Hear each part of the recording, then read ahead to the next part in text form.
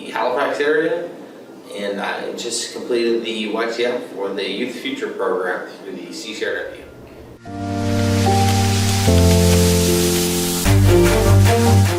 So shortly after I turned 20, I was actually diagnosed with cancer, and I beat cancer. I'm still around, but I lost a portion of my vision.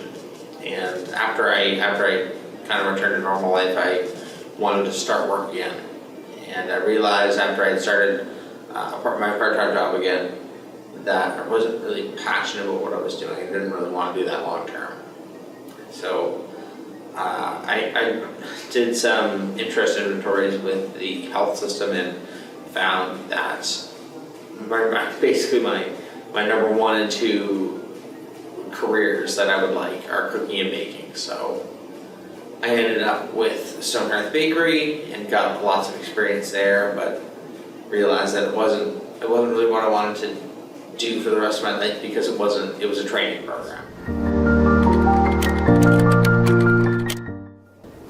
From the accommodations where they would just read out or describe the pictures or read out the slides, to some of the really tangible accommodations. Like I was given funding for an OrCam reader, which essentially just reads a page that it takes a picture of, and is way out of my price range if I were to purchase it myself, something in the neighborhood of a few $1,000s. But just everything they've done, from the one-on-one time applying for jobs and the job coaching and things like that, it's all been good.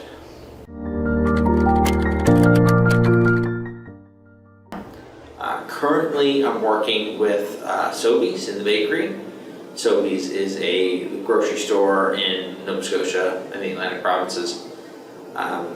Been working there for a few weeks now.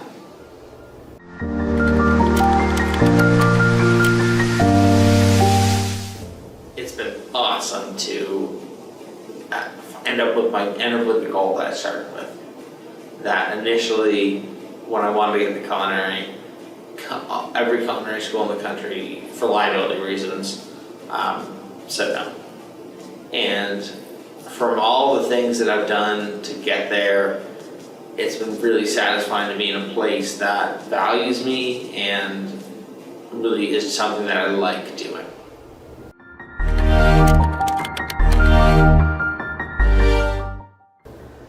I think I have 2 pieces of advice.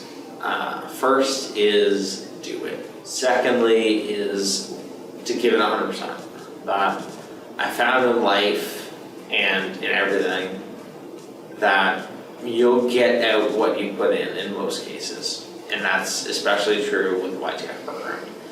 That if you give 100%, you'll get it back.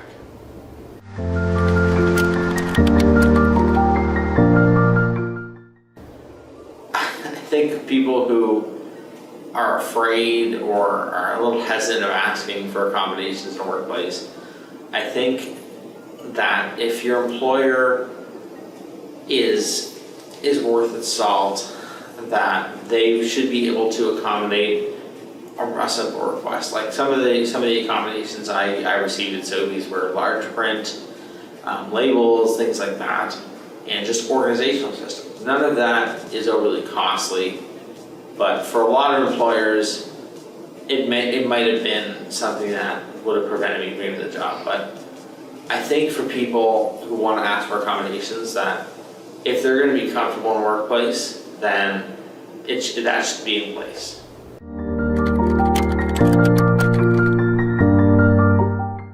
I think employers who provide accommodations, if they don't, it's kind of in reverse. That if they don't, they're missing out on so much talent. That I remember I heard from the lady who was training me at Sobeys that initially, after I was interviewed, the manager of the bakery came down and said, I think we're going to hire somebody who's visually impaired.